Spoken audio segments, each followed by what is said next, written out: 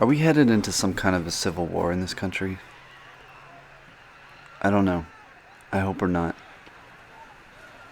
It's hard to imagine a country being much more divided than we are right now.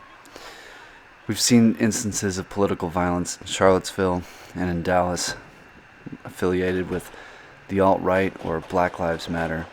Those individuals seem to be acting alone and are targeting innocents. But recent events have made me believe that an actual civil war could be possible. As most of you know, in November of 2019, a bill was filed in Virginia to be voted on in January of 2020. This bill changes an existing law from no dealer shall sell any assault firearm to any person who is not a citizen of the United States, and changes it to no dealer shall sell any assault firearm to any person. Period. This is a ban on the AR-15. As a result, the majority of counties in Virginia have now declared themselves sanctuary cities for the Second Amendment. Now, this is obviously piggybacking off of the sanctuary city movement for illegal immigrants, but it reminded me quite a bit of a point that Victor Davis Hanson was making about sanctuary cities quite a while ago, at least a year before Trump was elected president and everyone lost their minds. The sanctuary city movement is a very reactionary. It's not a liberal idea. This is what got us in the Civil War, the idea that a particular municipality or a state or anybody other than the federal government could nullify federal law. It was almost like South Carolina says the armories, the post office within our state confines are subject now to state, not federal law. And you can imagine the outrage if a San Franciscan went to Provo, Utah, and discovered he was gay, and he was with his gay partner and couldn't get married. Or he went to Billings, Montana, and suddenly they said, you know what, we're not going to have a 30-day waiting period on firearms, and anybody can buy them whenever they want. Or they came to Fresno, for example, and somebody said, hey, Fresno County, there's no Endangered Species Act. If you want to kill a turtle or lizard, go ahead and do it. They would be outraged. They'd say, this is Confederacy, this is nullification of existing laws. So it really exposes the relativism of the left on this. When I heard that people were rallying around this concept of being a sanctuary city for the Second Amendment, it reminded me of this conversation with Michael Anton in March of 2019, where he describes the current situation in the United States as not being conducive to a hot civil war because there was no political fracturing.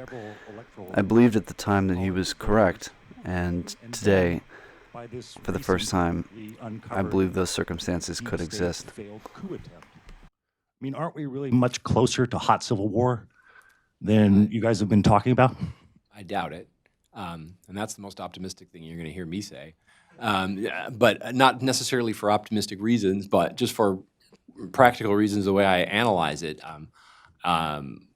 It's hard to imagine any state, right? First of all, where does the hotness start? People got to start shooting. So who's going to start shooting? How many of them? How are they going to be organized?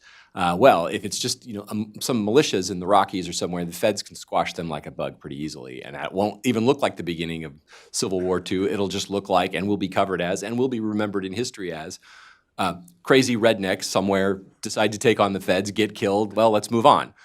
So you'd have to have some very large portion of the country, a whole state, one or two states, or a bunch of counties in one state, try to organize themselves politically to take that on. I don't see anybody even beginning to do that in the least way. Once the noise starts to get made that this is what they're doing, all of a sudden the entire conversation of the country will change, as it changed when states started talking openly about secession in the event of a Lincoln victory in the run-up to the 1860 election. And the conversation having been changed so much, the political dynamic will entirely change. And, the state that wants to do that, or the counties may chicken out, or the feds may find some way to shut it down, or the surrounding populations may say, oh, I didn't realize we elected lunatics to the state legislature. We better calm this down before the 82nd Airborne comes in and occupies our state. So it seems like to me like we're a long way. Who knows? But it seems to me like we're a long way off from that. And I sense a lot of discontentment. I sense a lot of people who want to be left alone. They don't want to be ruled. They're afraid of the feds. They don't trust their institutions anymore on all of that. But I don't sense any sense, A, that people are quite to that breaking point, or B, and this is decisive, that they've done anything concrete to organize themselves in a way that would make hot civil war imminent. And I hope he's right. I hope this doesn't turn into a broader conflict. But one thing I can see is that there is wild enthusiasm behind banning the AR-15, and it is a bridge too far. In my opinion, it's a violation of the Second Amendment. Now, I don't know how this is going to go in Virginia, but I certainly have, for the first time in my life, seen the circumstances that could lead to an actual conflict between political units in the United States. To my liberal friends, of which I have many, this is a bad idea. This is a very, very bad idea. This will not accomplish what you hope it will. This is a very bad idea. And I would encourage you all to reconsider. Our fellow Americans anymore.